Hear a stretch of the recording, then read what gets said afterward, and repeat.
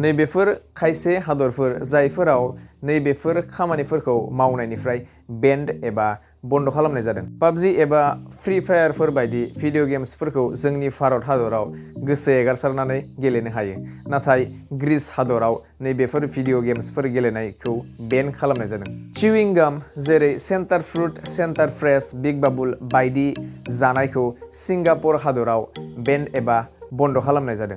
जोंनि भारत हादरजों लोगोसे माखासे गुबुन हादरफोराव जों नुनो मोनो हौवा मानसिफोरा खानाय गोलाव खानाय, नाथाय इरान हादराव नैबेफोरबायदि हौवा मानसिया खानाय खानायनिफ्राय बेन खालामनाय जादों। नेक्स्टआनो ब्लु जिन्स एबा निला कालारनि जिन्स पेन्ट गाननो हाया नर्थ करिया हादराव, किम जं उननि हादराव। नेक्स्टआनो जाहैबाय केटचाप एबा जोङो सस होननाबो गाबज्रियो।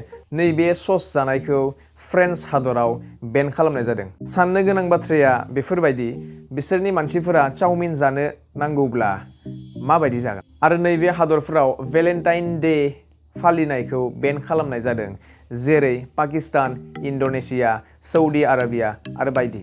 जेरै दिनै जोंमा बसुमतारी एल'ग्रा आदाखौ माखासे मिम्सफोरनि गेजेरजों एदावगासिनो दं, बेफोरबायदि मिम्सफोरखौ अस्ट्रेलिया हादराव बानायनायनिफ्रायबो बेन्ड आरो बेलेगनि गुबुननि मिम्सफोरखौबो शेयार खालामनो हाया।